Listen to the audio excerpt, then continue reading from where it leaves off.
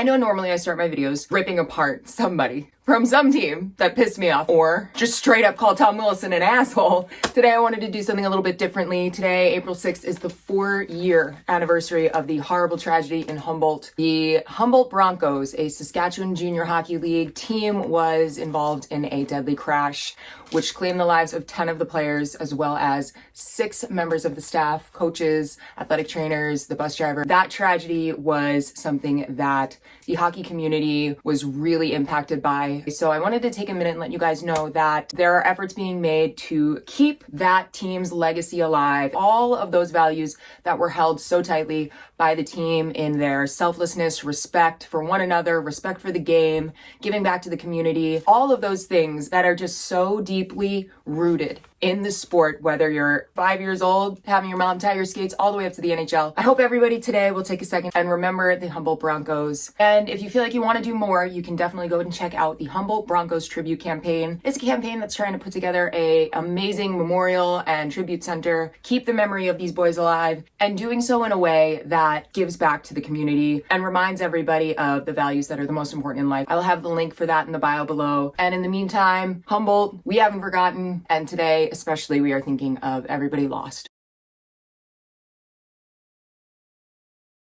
And now let's get into the game.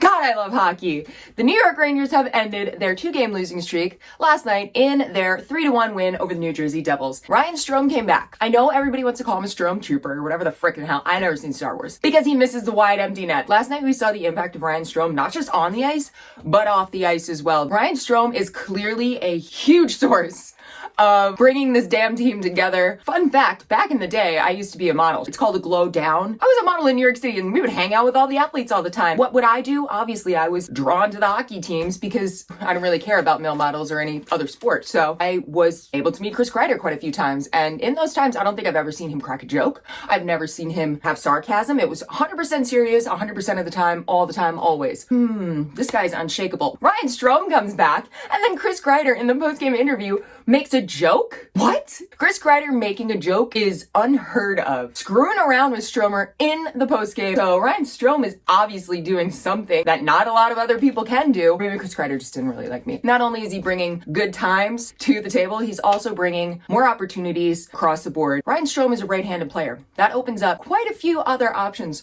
for the New York Rangers when it comes down to their offensive push, especially on the power play, and he delivered. So Strome, what's good? And Strome missing those 4 games after he was injured in the game versus Buffalo, it's almost a positive thing. When a player is on the ice, that's one thing, but when they're able to take a step back and watch the entire game, they can pick out weaknesses. They can see where things are looking a little bit shaky, and they can gauge what they need to do in order to better themselves and better the team. So this 3-1 win over the New Jersey Devils took place at the Rock, the Prudential Center. I love the fact that it was overrun with Rangers fans. Every single time PK Subban got the puck, what sounded like the entire arena booed him so hard. I live for that. I don't know if you guys remember when he was doing those slew foots because he's too slow and is too old for the game and he's trying to make up for it. He took out Sammy Blais back in November and we lost him for the season. So in your face, PK Subban, hang them up, because as soon as you're getting booed in your own arena, that's like your cue to be done. Right from the hop, the New York Rangers are playing all defense. It was the complete opposite of the last game versus Philly. When they played the Flyers,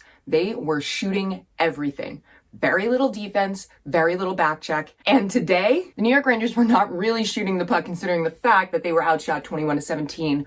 But still managing to come up with the win is huge. Because when your team has really offensive-minded defensemen, such as Keandre Miller, Jacob Trouba, and now we're seeing Braun Schneider, that means that these players are going to have the opportunity to actually use that skill. When everybody is helping on the back check, these guys have so much more incentive to get up there and get into the opposite zone because they know that they aren't going to be left behind when they have to back check all alone. The only goal that the Devils scored came in a very opportunistic situation. The Devils tried to clear their zone and Trouba gets the puck and he goes in for the pass. Sharon Govich picks it off. He read that play. He read it. He picks off the puck that Trouba was trying to get back into the Devils zone. There was really nothing Georgiev could do.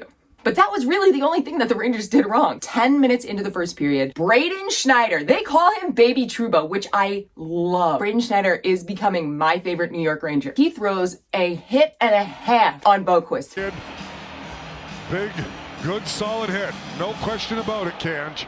It was clean and Boquist went down and the hit was so well executed and there was not even a question of whether or not this was a dirty hit. However, Sharangovich, maybe he didn't really see that it was a clean hit or he just doesn't respect physicality in hockey because he flips out and he goes after Braun Schneider. Your boy is a big boy, 6'2" and 202 pounds and built like a brick shithouse. All that happened to Sharangovich is he got his ass kicked.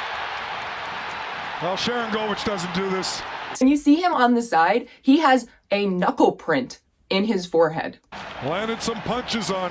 Both of them get 5 minutes for fighting. Sharangovich also gets hit with an instigator penalty and a game misconduct. So he's out, he's gone. The New York Rangers go on the power play. New York Rangers power play is fire. But now that Strome is back, it's even more fire. It is absolutely dangerous. He scores to tie the game on the power play. So after Ryan Strome ties it up, the New York Rangers go on the power play again. If I'm any other team that is possibly facing the Rangers in the playoffs, I am bugging out. Chris MF Kreider gets his 25th power play goal, and he does it in Kreider fashion. He's right up in front of the net. He has his stick turned in such a way that the deflection is just gonna go in no matter what.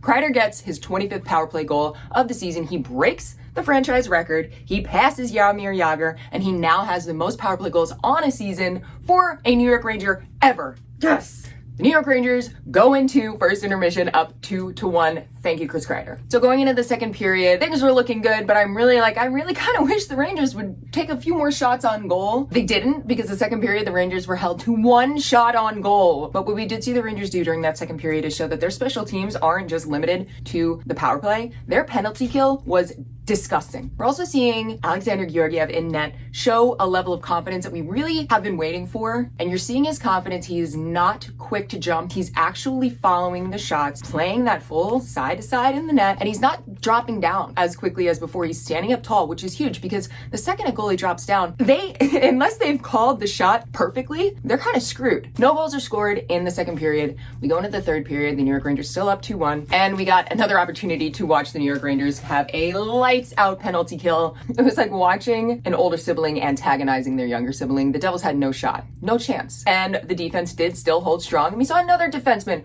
have the confidence to step up and not worry about, oh shit, I need to get back, in Justin Braun. Justin Braun scores his first goal as a New York Ranger with assists from Braun Schneider and Andrew Kopp. So we got 2 new guys. Braun Schneider further proving that he is not just a brick shithouse who's laying out hits and throwing hands. We finish up the game. Rangers win 3-1, and the New York Rangers are now at 96 points in that second place spot in the Met, with first place Carolina and third place Pittsburgh both losing last night. So with that, the gap between the Rangers and Carolina closed up a bit more. Carolina Hurricanes have 98, and now the Rangers have 96. And the gap between the Pittsburgh Penguins and the New York Rangers opened up a bit more. So the Pittsburgh Penguins are still chilling with 92 points. Couldn't have a better night than that. The next game, the New York Rangers are taking on the Pittsburgh Penguins Thursday at MSG. I can only imagine the Pens are going to be coming into this with a lot of emotion, considering the absolute ass kicking when they played the New York Rangers at MSG 2 weeks ago in their 5-1 loss. Then the real salt in the wound loss when they went back to Pittsburgh and the Rangers came in and beat them on their own turf 3-2. So Sidney Crosby's going to come in all of his feels. So the New York Rangers are really going to have to step it up, because while that team is a little shaky right now, I mean, they're still really damn good. So that is Thursday. I'll have a new video up for you right after that game. If you guys are new here, thank you so much for coming through. I hope you enjoyed this video. Make sure you hit like and subscribe. I'm also going to start incorporating questions from you guys into my video. So if you have any questions that you want answered on the glove drop, I will be taking them from Twitter. So go check me out, the glove drop on Twitter, ask me any questions, and then come back and see if your question made the cut. You can also check me out on Instagram and TikTok at the glove drop. So I will see you guys all in the next one. And until then, we are going to come up with an even better shirt than Crosby, your mom tastes like strawberry cupcakes for my buddy to wear to this game, just to get into their damn head.